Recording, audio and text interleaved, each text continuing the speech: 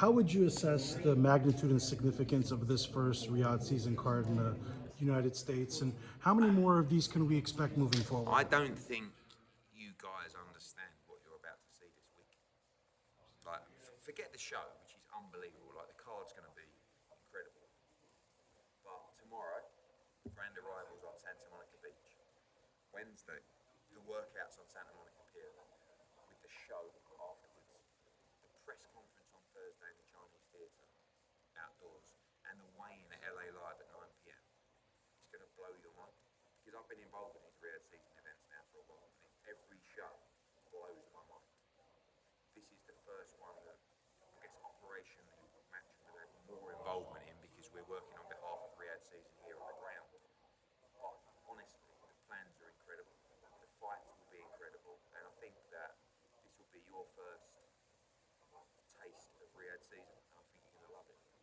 How many more can we expect moving forward in the You United never know States? with His Excellency. I mean, honestly, I never. When we started doing Riyadh season in Riyadh, if you had said to me there'd be a Riyadh season event in Los Angeles and Wembley Stadium, I'd say, what are you talking about? Riyadh season's in Riyadh.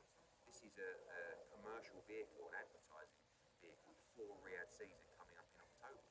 So I think the answer is his appetite and his desire, his hunger for boxing is endless. So the answer to your question, I have no idea, but it'll be the first of many, I'm sure. You know, you're all in on Madrimov winning this fight, and rightfully so because you're promoting him.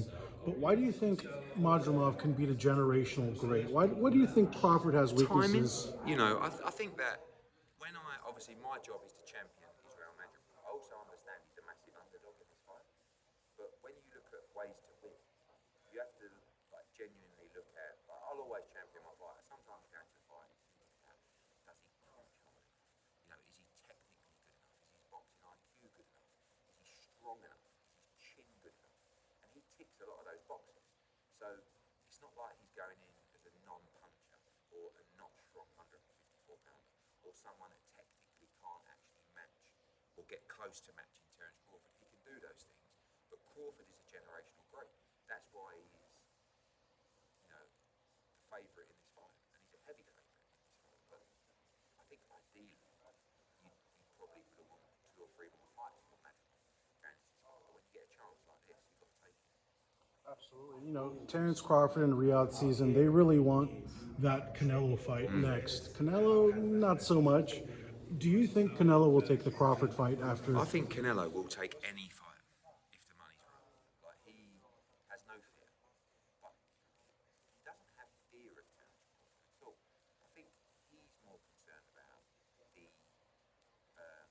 plaudits he'll get through victory. I think he feels like if he wins that fight, he's just beat 154 pounders, really a 147 pounders just come up.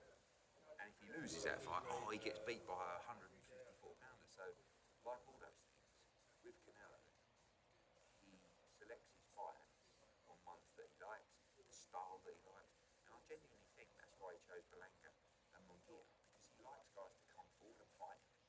I don't think he likes fighting movers. His body's probably not quite what it was that time.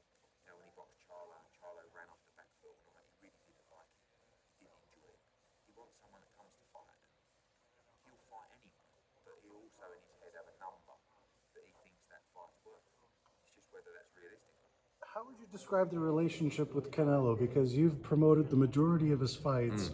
He worked with PBC. Now you're going against him with Berlanga. It seems to be on and off, on and off. My relationship with Canelo is really honest, to be honest with you. Like, I consider him a friend. I think he's one of the greatest fighters of our generation. I think he's, you know, a pound for pound great. I think he's a legend of Mexican boxing. And I really understand him in terms of when we do business together. And that's why we get on well. That's why we can always work together.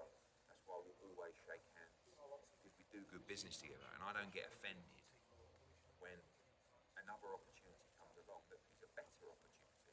And he says, Eddie, I'm sorry, but I want to say this. I think all things equal, I think he'd always choose us. But when there's a better opportunity, he won't hesitate to choose that opportunity. So, and I don't, you know, it's not a loyalty thing either. It's just an honesty thing of saying that I'm going to do the right thing for me. I love working with him. And when we signed Edgar Blanca, I promised him we would get him the Canelo Alvarez fight. But I presume that would be us promoting Canelo Alvarez and picking Edgar Blanca. We did it the hard way. We went and got the deal with the PBC for that fight. So, yeah, it's an interesting dynamic, and I will be rooting for Edgar Blanca come September 14th. I will also be respecting a true great Canelo Alvarez. Being so actively involved in the Canelo business, why do you believe the Benavidez fight isn't happening? At least not now. I think that sometimes in boxing, not ego, but like things will be said between teams, and people will feel disrespected. And when you feel disrespected, sometimes you don't want to give someone the opportunity, or you want to make sure you get paid for that opportunity. I think Canelo probably sees the financial opportunities around that fight, and he's probably wanting to either build it or say, no, I'll take that fight, but you've got to pay for it. Right. Like, it's a dangerous fight. Like Benavidez, I mean, now he's campaigning at 175, so he's made that decision.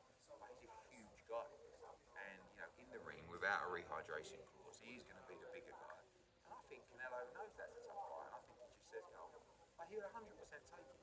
But whether it's actually real that he wants 150 million or just wants to put that out there so he gets close to 100, I don't know. But he wouldn't hesitate in taking that fight. Like, there's no part of him that feels like he wouldn't win that fight.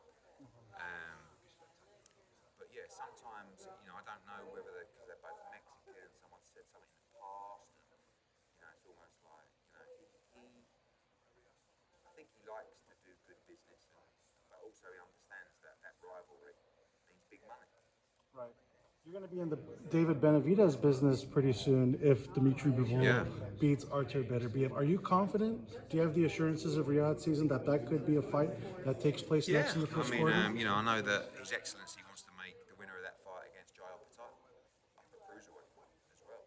So His Excellency has all kinds of different ideas. I'm sure His Excellency likes Benavidez as well. He's a fun fighter. I don't think Benavidez beats Dimitri Bivol, to be honest. But he's a very good fighter. Let's see if our man can do the business on October 12th against Beterbiev, and then there's some huge fights out there for him. Hopefully that fight goes off without a hitch. Obviously, several postponements and a lot of hard luck throughout the years. Another one that's been similar to that case, Fury-Joshua. It seems like that fight should have happened already.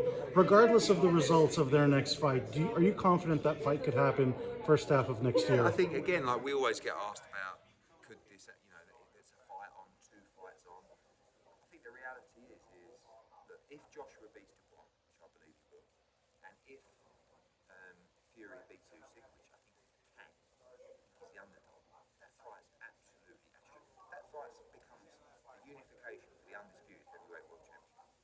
And His Excellency will make that fight. He will make sure that fight gets made. If one of them wins, if one of them loses, it can still get made. But I think right now we just got to focus on a great moment for the heavyweight division. Even this Saturday, there's 2 brilliant heavyweight fights in the card.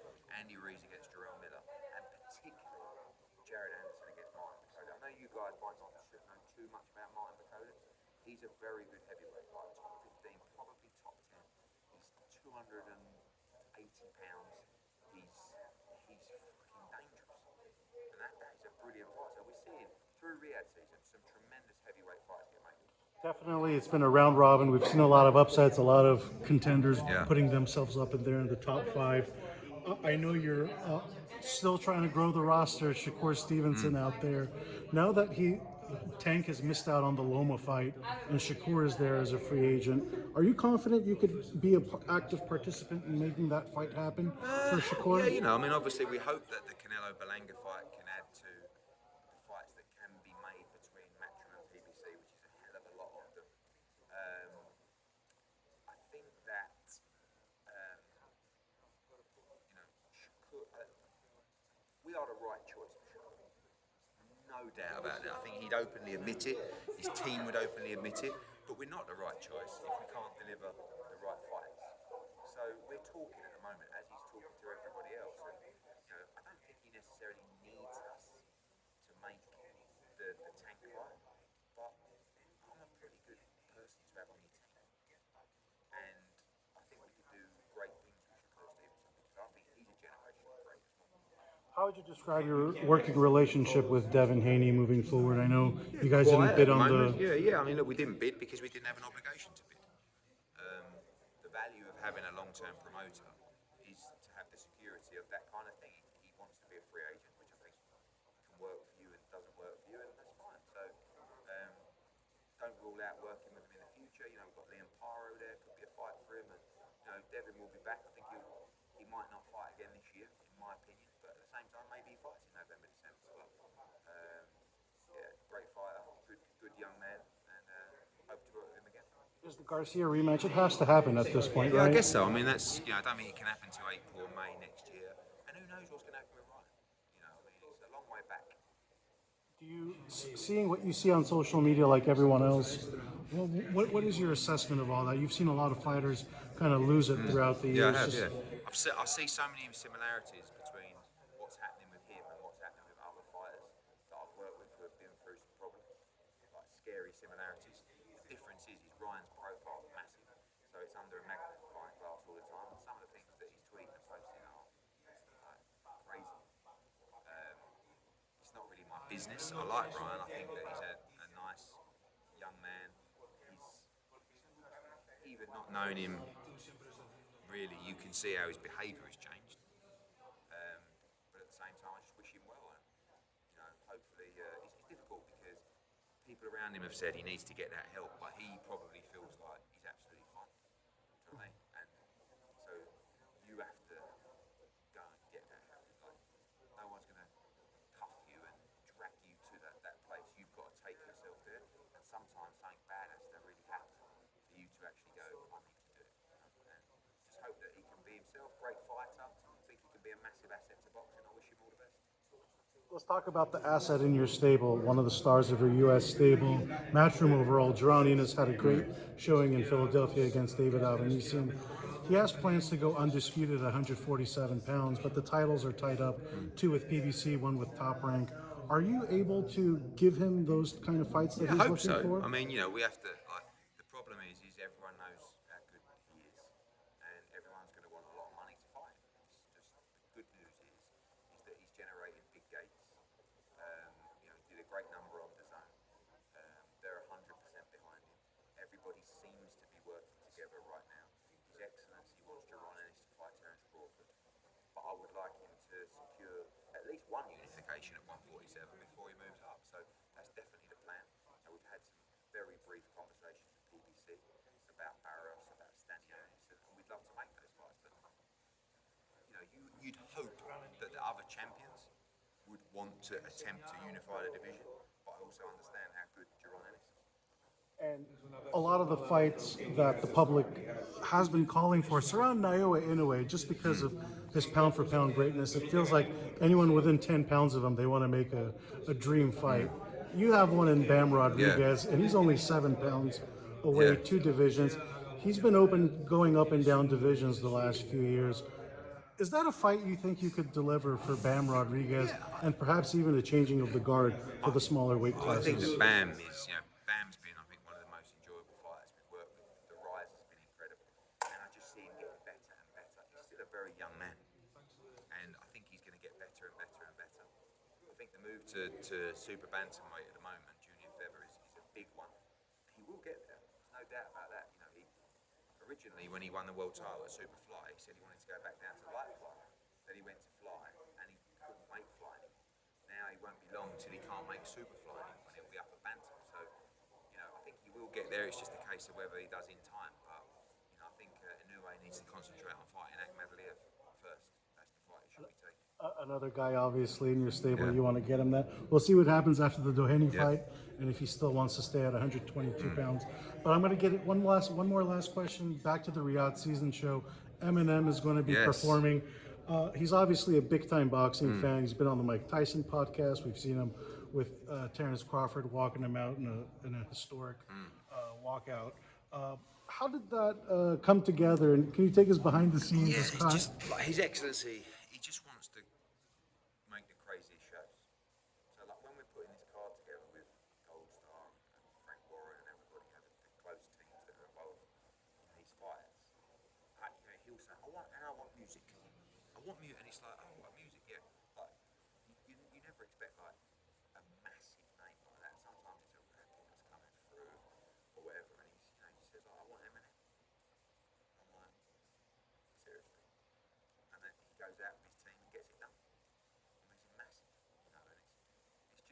such a tremendous focus and profile to the sport of boxing.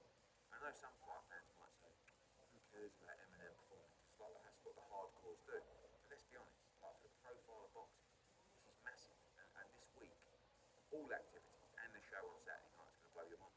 I'm sure you have the run a show. How many minute performance can we expect from Eminem? Half an hour. Oh wow! Yeah. So It's it should be a full-on concert. Yeah.